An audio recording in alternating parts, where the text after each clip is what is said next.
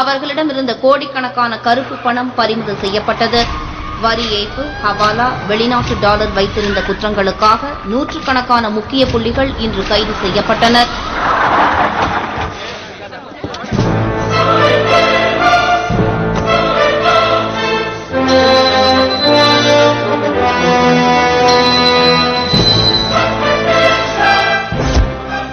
என்னங்க அது எப்படி ஆயி போச்சு?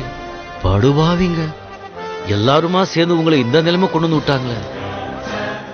உள்ள போய் என்ன பண்ண போறீங்க? அதே கல்லொடைப்பீங்களா? புல் பிடுங்குவீங்களா? தட்டு கழுவுவீங்களா? நான் வேணா ஜெல்லர் கிட்ட சொல்லி கிச்சன்ல கழிக்கின்ற வேலை வாங்கி தட்டுமா? ஐயோ, அதுக்கெல்லாம் முன் அனுபவம் வேணுமே. உட்கார்ந்த இடத்துலயே நோகாம நோம்பு கும்பிடுற வேலை ஒண்ணு இருக்கு, செய்வீங்களா?